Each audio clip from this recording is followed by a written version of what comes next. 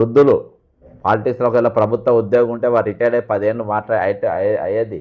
జీవన్ రెడ్డి కానీ, ఈరోజు పోచారం శ్రీనివాసరెడ్డి గారు కానీ, వీళ్ళు ఆ వయసులో ఉన్నోళ్ళు ఒక్క రోజన్నా అరే రిటైర్డ్ ఎంప్లాయీస్ మాకంటే మాకంటే ఇంకా చిన్నోళ్ళే, వీళ్ళకంటే చిన్నోళ్ళే అంతే కదా. 61, 62 ఏజ్లో దాదాపు 85 మంది చనిపోయినారు. ఆ వయసులో చనిపోయిన వాళ్ళ బెనిఫిట్స్ రాక చచ్చిపోయింది. ఇదేం ప్రభుత్వం? కేరళ సీఎం మాట్లాడింది దీనిపైన. సరే ఈరోజు మీరు కాంగ్రెస్ పార్టీలా నువ్వేమో పదవులు రాలేదని ఆయన ఏడ్చుకుంటూ పోయాడు బయటికి. పోచారం శ్రీనివాసరెడ్డి కాంట్రాక్టర్ బిల్లులు రాలేదని ఆయన బాధపడుతుండు బిల్లుల కోసం. అంటే ఆయన పార్టీ మారిందే బిల్లుల కోసం. ఈరోజు ఎథిక్స్ మారల్స్ చూస్తే పోచారం శ్రీనివాసరెడ్డి అన్నట్టు ఆయన గెలిచింది బీఆర్ఎస్ టికెట్ పైన. ఆయన ఒక స్పీకర్గా పనిచేసిండు. ఆయన ఆయన ఇవాళ ఒక 10-15 నిమిషాల ఫోన్ కాల్లోనో కొన్ని టీవీలలో మనం చూస్తున్నాం. 20 సార్లు నేను ముఖ్యమంత్రికి మాట్లాడినా, 20 సార్లు చెప్పినా కానీ ఆయన పట్టించుకుంటలేడు. ఉత్తమ్ కుమార్ రెడ్డి గారిని పట్టించుకుని ఆయన కూడా దేనికోసం? కాంట్రాక్టర్ బిల్లు కోసం. ఈరోజు అదే నిజామాబాద్లో ఎంతమంది చనిపోయిన రిటైర్మెంట్ అయిన ఎంప్లాయీస్, ఎంతమంది చచ్చిపోయినారు వాళ్ళ బెనిఫిట్స్ రాక. ప్రభుత్వానికి 40 సంవత్సరాలు పనిచేసి వాళ్ళ బకాయిలకి దీని మీద పోచారం శ్రీనివాసరెడ్డి ఎందుకు స్పందించలేదు, ఎందుకు మాట్లాడలేదు? జగిత్యాలలో ఎన్ని ఉద్యమాలు జరిగినాయి? జీవన్ రెడ్డి గారు ఎన్ని రిటైర్ అయిన ఉద్యోగాలలో పాల్గొన్నాడు, ఎన్ని ఉద్యమాలలో అక్కడ మాట్లాడాడు, వాళ్ళతో ఎంత మధ్యగా నిలబడ్డారు? వీళ్ళతోని ఈరోజు దీనిపైన నేను ఖచ్చితంగా గట్టిగా ఎందుకు పట్టుకుంటున్నా అంటే వీళ్ళ తరపు నిలబడేటోళ్ళు ఎవరు లేరు, మాట్లాడేటోళ్ళు ఎవరు లేరు. ఈ పైసలు ఎగ్గొడదామని ప్రభుత్వం ఉంది, పొలిటికల్ సిండికేట్ ఉంది. ఈ పొలిటికల్ సిండికేట్ తెలంగాణలో ఉన్న అన్ని రాజకీయ పార్టీలు ఏదొచ్చినా కానీ వాటి ప్రెస్ మీట్ల వరకే పెట్టుకుంటారు కానీ అన్నీ కూడా ప్రతి దాంట్లో వాళ్ళు వాటాలు పంచుకుంటారు. ఇప్పుడు రిటైర్మెంట్స్ వల్ల బెనిఫిట్స్ దాదాపు 10,000 కోట్ల రూపాయలు వాళ్ళ జేబులో పోతే మనకు ఎవరి కమిషన్లు రావు, మనకు పైసలు రావు. అదే ఒక మేఘాకృష్ణ జేబుకు పోతేనో, ఒక రాఘవ కన్స్ట్రక్షన్స్కి పోతేనో, ఇంకా ఎవరి చేతికైనా పోతేనో, ఏది ఇప్పుడు ఫ్యూచర్ సిటీ కాంట్రాక్టర్ల చేతికి పోతేనో, రిత్విక్ కన్స్ట్రక్షన్స్కి జేబులో పోతేనో మనకు తలా రూపాయి కమిషన్ వస్తుంది. అదే వీళ్ళకి పోతే వీళ్ళు మనకేమిస్తారు? రూపాయి కూడా ఇయ్యరు. కాబట్టి వీళ్ళకి మనం మద్దతు తెలపద్దు, మధ్యలో వచ్చి స్టేట్మెంట్లు ఇవ్వాలి అనే కాడికి ఆ స్టేట్మెంట్లు అక్కడక్కడ మాట్లాడు. అందుకని కమిటెడ్ ఎక్స్పెండిచర్ అని మాట్లాడు. ఆడిట్ రిపోర్ట్లో ఈ పైసలు ఖర్చు అయినాయని చెప్పిండ్రు, దీనిపైన కూడా మాట్లాడారు. ఈరోజు ఏ అంశం గురించి మాట్లాడకుండా వీళ్ళు పూర్తిగా తప్పించుకునే ప్రయత్నం చేస్తూ ఉంటారంటే ఇంత దౌర్భాగ్యమైన పరిస్థితి ఎక్కడ ఉందో చూడండి, మనం ఆలోచన చేయాలి. కాబట్టి ఈరోజు మనం స్ట్రాంగ్గా నిలబడాల్సిన అవసరం మన పైన ఉన్నది, మనం బలంగా మాట్లాడాల్సిన అవసరం మన పైన ఉన్నది, వీళ్ళ తరపున పోరాటం చేయాల్సిన అవసరం మన పైన ఉన్నది, వీళ్ళ తరపున మాట్లాడాల్సిన అవసరం ఈరోజు తెలంగాణ ప్రతి పౌరుడి పైన ఉన్నది. కాబట్టి మనం అన్ని డోర్స్ కొట్టినాం. ఈరోజు వీళ్ళతో ఈరోజు ఎవరు కూడా నిలబడలేని పరిస్థితులు ఉన్నది. కానీ ఈరోజు మాట్లాడాల్సిన బాధ్యత మన పైన ఉన్నది. ఈరోజు రోజులో నిన్నటిదాకా చదువు చెప్పినోడు, నిన్నటిదాకా ప్రభుత్వం తీసుకొచ్చినట్టు ప్రతి ఒక్క అంశాన్ని, ప్రతి ఒక్క పాలసీని ఈరోజు ప్రజల దాకా చేరవేసినటువంటి వాళ్ళు ప్రభుత్వ ఉద్యోగులు. లా అండ్ ఆర్డర్ కాపాడిన వాళ్ళు ప్రభుత్వ ఉద్యోగులు. అందులో అసొంటోళ్ళు ఇసొంటోళ్ళు ఉన్నారన్న రోజు కూడా. ఇవాళ కూడా నేను బాచ్పల్లి ఎంఆర్ ఆఫీస్లో ఒక ఎక్స్పీరియన్స్ గురించి పోయినా. అక్కడ బాచ్పల్లి ఎంఆర్ ఆఫీస్లో ఒక ఇష్యూలో అక్కడ ఎంఆర్ఓ గారు స్పందించిన కింది స్థాయి ఉద్యోగులు ఎన్ని డ్రామా చేయాలని డ్రామా చేసారు ఒక నేటివిటీ సర్టిఫికేట్ కోసం. నెల రోజులు తిప్పిండ్రు మాకు సంబంధించిన వాళ్ళు. అది నేను ఎంఆర్ఓ గారికి ఫోన్ చేసిన, ఎంఆర్ఓ గారు స్పందించారు. కానీ కింది స్థాయి వాళ్ళు ఏ విధంగా వ్యవహరించారనేది చాలా దారుణం. వేరే ఒకళ్ళు మాట్లాడితే వాళ్ళు ప్రాబ్లం సాల్వ్ చేసిండ్రు. నెల రోజులకి వెళ్ళి తిప్పుకున్న ఒక నేటివిటీ సర్టిఫికేట్ కోసం. అన్నీ ఉన్నా కానీ అంటే ఆధార్ కార్డు, పాన్ కార్డులో ఉన్న పేరు చెల్లది మాకు, 10th మెమోలోనే ఉన్న చెల్తుంది. దానిలో ఒక చిన్న స్పెల్లింగ్ మిస్టేక్ను పట్టుకొని వాళ్ళు ఇష్యూ చేసిన సర్టిఫికేటే మళ్ళీ ఇష్యూ చేయడానికి వాళ్ళు 10th మెమోతో మేము ఇస్తామని చెప్పి వాళ్ళు కొర్రిపెట్టి లాస్ట్కు చాలా అందరూ కలిసి గట్టి కొట్లాడి కలెక్టర్ లెవెల్లో పోతే అది బయటకు వచ్చినట్టు పరిస్థితి. అంటే కింది స్థాయి ఉద్యోగులు ఈరోజు ఏ విధంగా పనిచేస్తున్నారు చూడు. అటువంటి అనుభవాలు పోతున్నాం. రేపు అదే ఆర్ఐ కానీ అందులో ఎవరైతే జనాన్ని వచ్చిన వాళ్ళని ఇబ్బంది పెడుతున్నారో వారు రిటైర్మెంట్ అయినా కానీ రేపు మేమే మాట్లాడేది వాళ్ళ తరపున. వాళ్ళు ఇలా నౌకర్లు ఉన్న రోజులు వాళ్ళు నాకు తెలిసి నెల రోజులు తిప్పింది పైసలు ఆశపడి కావచ్చు. వీళ్ళకేమో ఆ భాష అర్థం కాలేదు పోయిన వాళ్ళకు. కాబట్టి వాళ్ళు మనకు చెప్పిండ్రు ఈరోజు ప్రభుత్వంలో ఏ తిరిగా పనిచేసిండ్రు, ఎవరిని వస్తే ఎట్లా ట్రీట్ చేయాలి. ఈరోజు రిటైర్డ్ అయ్యి మనము ఇంటింటికి పైసల కోసం తిరుగుతూ ఉంటే మాకు మద్దతు తెలుపుకుంటారని నాయకుల ఇళ్ళకు, అధికారుల ఇళ్ళకు తిరుగుతూ ఉంటే ఏ విధంగా వ్యవహరిస్తున్నారు, ఏ విధంగా మాట్లాడుతుంటారు, ఎవరు మనతో సపోర్ట్గా ఉన్నారు. కాబట్టి ఇటువంటి ఆలోచన అన్నీ చేయాల్సిన అవసరం ఉన్నది. ఖచ్చితంగా నా విన్నపం ఏంటంటే ఎల్లుండి ఏదైతే కార్యక్రమం బృహత్తరమైన కార్యక్రమం చేపట్టినామో నేను ఈ ఒకటే ప్రోగ్రాం అనేది కాదు, నేను కొన్ని వందల ప్రతి పైసా వచ్చేదాకా మన ఉద్యమం చేయాల్సిందే. ఈరోజు మీరు అర్థం చేసుకోండి, హైకోర్టుకు వచ్చి హైకోర్టుల జడ్జి ముందు ఆన్లైన్లో రమ్మన్నా కానీ రాకుండా నేను 12 గంటల వరకు వెయిట్ చేస్తున్న జడ్జి గారు చెప్పిన ఆయన రాకుండా నేను అసెంబ్లీలో పెద్ద పీకుడు కానీ ఇక్కడ నాకు పీకి కట్టలు కట్టే చాలా ఉందని చెప్పినట్టు అసెంబ్లీ అనేది ఒక అంశం దగ్గర పెట్టుకుని బడ్జెట్ పెట్టిరు, నాయకులు వాళ్ళు మాట్లాడుకుంటారు, ఈయన ఏమైనా లోపల పోయి డిబేట్ చేసేది ఉందా? ఈ మొనగాడు ఈ ఫైనాన్స్ సెక్రటరీ పోకుండా ఆయన మాట్లాడి 9వ తారీఖు వరకు నేను అందరి పైసలు క్లియర్ చేస్తా అని చెప్పి కంటెంప్ట్ కేసులు ఉన్నాయి, కేవలం 221 మందికి ఇచ్చిందనంటే కోర్టుకి ఏం గౌరవం ఇచ్చినట్టు? దాదాపు ఒక 2000 కేసులల్లా హైకోర్టు జడ్జి గారు వాళ్ళ పైసలన్నీ వాళ్ళకి ఇచ్చేయాలి అని చెప్పి అన్ని జడ్జిమెంట్ ఇచ్చిన వాళ్ళు అది అమలు కాలేదంటే ఏందన్నట్టు?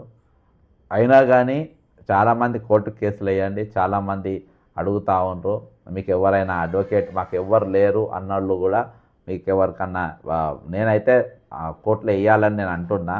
ఎందుకు వేయాలని అంటున్నానంటే ఈరోజు అందులో ఒకటి ఉండని, అందులో ఒక్కని అయ్యో రేపటి దినాన కోర్టుకి వెళ్ళి వచ్చింది. మొన్న మనం చూసినాం కదా ఆ కంటెంప్ట్ కేసులు అందరికి వస్తున్నాయని నాకు 100 ఫోన్లు వచ్చినాయి, వాళ్ళందరికీ వస్తున్నాయి అంటే వాళ్ళందరికీ వస్తే కోర్టులో కేసు చేస్తేనే వచ్చినాయి అంటాను.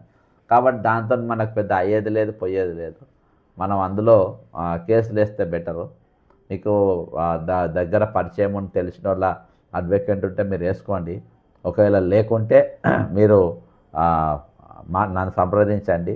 మనకు ఎవరైతే ఇంట్లో గైడ్ చేస్తుంటో ఆ అడ్వకేట్తో మనం మాట్లాడదాము, అది కూడా నేను హెల్ప్ చేయడానికి ప్రయత్నం చేస్తాను మీకు.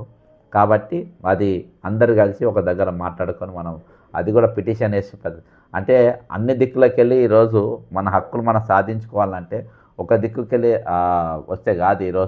ఈరోజు ప్రభుత్వంకి వెళ్ళి ఒక పథకం మహారాష్ట్ర ప్రభుత్వం బ్రహ్మాండమైన ఇచ్చింది, మీరు ఆ పథకాలు ఆపి ముందు వాళ్ళ పైసలు ఇవ్వమని చెప్పింది. అది వాళ్ళకే కాదు, ఇది అందరికీ కూడా వర్తిస్తుంది, ప్రతి ఒక్కరికి ఇది వర్తిస్తుంది. ఈరోజు అటువంటి వ్యవహారం తెలంగాణలో నడుస్తూ ఉంది. కాబట్టి ఈరోజు మీరు పథకాలు కూడా మీరు ప్రజలకేమి ఇస్తారు, ఒక ఉచిత బస్సు తప్ప తక్కిన అన్ని బిస్కెటే చేసిండ్రు, ఏవేవి ఎట్లయితే ఎగ్గొట్టని అట్లా ఎగ్గొడుతుండ్రు. ఈరోజు కరెంటు బిల్లులు కూడా మీరు వేరే తిరిగా పెంచి ఎట్లా చేస్తున్నారు, నేను అవి కూడా కరెంటు స్కామ్ కూడా ఎట్లా వసూలు చేస్తున్నా అనేది కూడా నేను చూపెడతాను జనాల దగ్గర. కాబట్టి ఇవన్నీ కూడా ప్రజలపైన భారం వేస్తున్నారు. కాబట్టి ఎల్లుండి మాత్రం ఖచ్చితంగా మీరందరూ కూడా ఈ ఉత్తరాన్ని నేను డిస్క్రిప్షన్లో పెడితే సరిపోతలేదు, మూడు ఉత్తరాలు 3 సపరేట్గా నేను తయారు చేసిన, 3 సపరేట్గా మీ పేరు మీ డీటెయిల్స్ అందులో నింపితే చాలు, నింపి ముగ్గురికి 3 పోస్టులు చేస్తే చాలు. వీలైతే రిజిస్టర్ పోస్ట్ కాకుండా నార్మల్ పోస్ట్ అయినా వేయండి. కాకపోతే మీకు అక్కడికి వెళ్ళి ఏదైనా కార్డు వస్తే మీకు మంచిగా ఉండాలంటే మీరు రిజిస్టర్ పోస్ట్ చేస్తే ఏంటంటే మీకు రిసీవ్డ్ అన్నట్టు ఒక ఆధారం వస్తుంది. నార్మల్ పోస్ట్కు మీ రసీదు ఉంటుంది, అందులో కూడా ట్రాకింగ్ అది ఇది ఉంటుంది. కాబట్టి మనం చూసుకోవచ్చు. ఏదేమైనా కానీ ఆ రోజు మీరు పోస్ట్ ఆఫీస్కు అందరు ఇంకోటి ఆధార్ కార్డు జిరాక్స్ కంపల్సరీ పెట్టాలి, ఆధార్ కార్డు జిరాక్స్ కంపల్సరీ మీరు అందులో పెట్టాలి, దానికి ఎంక్లోజ్ చేయాలి, ఆధార్ కార్డు నంబర్ రాయాలని చెప్పినాము, ఆధార్ కార్డు ఒక జిరాక్స్ కూడా పెట్టాలి కంపల్సరీ. పెడితే ఏంటంటే అది కోర్టుకున్న మ్యాండేటరీ. ఇది దాదాపు మనం సుప్రీంకోర్టులో ఒక కేసు ఫైల్ చేస్తున్నట్టే. ఒకవేళ ఆయన దయదలిచి మన పెట్టుబడి పెడితే ఒక కార్యక్రమం, ఒక ఆందోళన కార్యక్రమం, ఇది మీ బకాయిల సాధన కోసం జరుగుతున్న ఒక ఆందోళన కార్యక్రమం అని అనుకుందాం. ఇది ఆందోళన కార్యక్రమంలో ఒక్కొక్క పోస్ట్ ఆఫీస్ కాడ 20-30 మంది గుమికూడి మీరు అందరూ ఒక వీడియో మాట్లాడి అక్కడ మీ దగ్గర ఉన్న ఒక ప్లే కార్డు వీలైతే తయారు చేసుకోండి, పెన్తోనైనా రాసుకొని స్కెచ్తో రాసుకొని పట్టుకొని మా బకాయిలు మాకు చెల్లించండి అని ఒకటి పెట్టి, ఒకవేళ బ్లాక్ టీ షర్ట్ ఉంటే దాని మీద రాసుకొని మీరు పోస్ట్ ఆఫీస్ కాడ నిలబడి అక్కడ లైన్లో నిలబడి వీడియో చేసి పొద్దుగాల 10 గంటలకి వెళ్ళి అందరూ 16వ తారీఖు రోజు మీరు వేయాల్సిన అవసరం లేదు, 15వ తారీఖు వేసింది 100 లెక్క. కాబట్టి సాధ్యమైనంత మంది ఇంట్లోకి వెళ్ళి బయటికి ఆల్రెడీ ఇవాళ నాకు 1000 మంది మెసేజ్లు పంపుతుండ్రు, దయచేసి మాకు ప్రొఫార్మా పంపమని. నేను పంపిన వాళ్ళు తీసుకున్న వాళ్ళు కూడా మీరు అందరికీ పంపుకుంటూ ఉండండి. మీకు 100 రూపాయలలోపే ఖర్చు అవుతుంది, 3 ఉత్తరాలు వేసినా 100 రూపాయలలోపే ఖర్చు అవుతుంది. కాబట్టి మీరు ఇదొక పెద్ద ఉద్యమంగా ఒక మహాయజ్ఞంగా మన ఈ కార్యక్రమాన్ని చేయాల్సిన అవసరం ఉంది. ప్రతి ఒక్కరిపైన భుజస్కంధాలపైన ఇది ఉన్నది, ప్రతి ఒక్కరు కూడా ఇది చేయాల్సిన అవసరం ఉంది. మరి వీళ్లకు ఎవరైతే ఈ ప్రింటౌట్లు తీసుకోలేరో వాళ్ళ కుటుంబ సభ్యులు అలా చదువుకున్న వాళ్ళు కూడా మీరు సపోర్ట్ చేయాలని చెప్పి నేను విజ్ఞప్తి చేస్తున్నా. దయచేసి రిటైర్డ్ అయిన వారి కుటుంబస్తులు కూడా బక్కజెట్స్ అండ్ ఫ్యాక్ట్స్ ప్రశ్నించే గొంతుక ఏదైతే దగా పడ్డ వారి తరపున ప్రశ్నించే వాయిస్ ఇది. ఖచ్చితంగా మీరు కూడా సబ్స్క్రైబ్ కావాలని చెప్పి కోరుకుంటున్నా.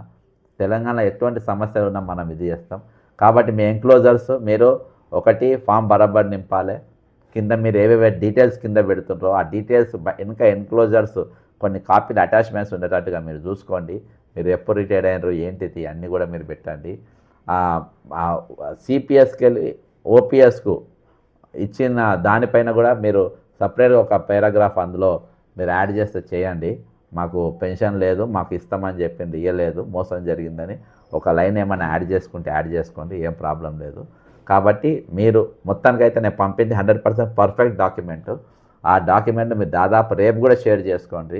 రేపు సాయంత్రం వరకు రేపు హాలిడేస్ ఉన్నాయి, కానీ షాప్స్ అయితే ఓపెన్ ఉంటాయి కాబట్టి మీ ప్రింట్అవుట్లు తీసుకోండి. ఒక్కొక్కరు 2 సెట్ చేసుకోండి. ఒకటి ఆఫీస్ కాపీగా మీ దగ్గర పెట్టుకోండి, ఒక కాపీ వాళ్ళకి పంపండి. ఖచ్చితంగా దీంతోనే మనకు అవుతుందని లేదు, కాకపోతే దీంతో ఒక ప్రెషర్ అయితే బిల్డప్ అవుతుంది. అయ్యే అవకాశాలు కూడా చాలా గట్టిగా ఉన్నాయి. ఎందుకంటే ఆల్రెడీ నేను కావాల్సినంత డాక్యుమెంటేషన్ వాళ్ళకి ఇచ్చిన, కావాల్సినంత డాక్యుమెంటేషన్ వాళ్ళ దగ్గర పెట్టినా కాబట్టి ఖచ్చితంగా యాక్షన్ ఉంటుందని నేను అనుకుంటున్నా. ఖచ్చితంగా నేను దీనిపైన యాక్షన్ ఉంటుందని నేను అనుకుంటున్నా. దయచేసి ఇంతవరకు ఛానల్ సబ్స్క్రైబ్ కండి, దీన్ని షేర్ చేయండి, కామెంట్ చేయండి. ఎల్లుండి దీన్ని మాత్రం సక్సెస్ చేద్దాం. తిరిగి రేపు మళ్ళొక లైవ్లో మనం కలిసే ప్రయత్నం చేద్దాం. దయచేసి మీరందరూ కూడా ఈ ఎల్లుండి వరకు ఖచ్చితంగా యాక్టివ్గా ఉండాలని కోరుకుంటున్నా. ఈ కార్యక్రమంలో రిటైర్డ్ బకాయిలు వచ్చేంత వరకు ఇక మనము కాలు గజ్జగట్టి ఉద్యమం చేయాల్సిందే. వీళ్ళు మంచిగా ఇచ్చేటోళ్ళు కాదు, గౌరవం ఇచ్చేటోళ్ళు కాదు, వీళ్ళకు మానవత్వం ఏం లేదు, వీళ్ళు మానవ రూపంలో ఉన్న రాక్షసులు వీళ్ళు. కాబట్టి ఇటువంటి మృగాలతోని మనం కొట్లాడే మన హక్కును మనం సాధించుకోవాలని కోరుకుంటూ సెలవు తీసుకుంటున్నా. జై తెలంగాణ, అమరవీరులకు జోహార్లు.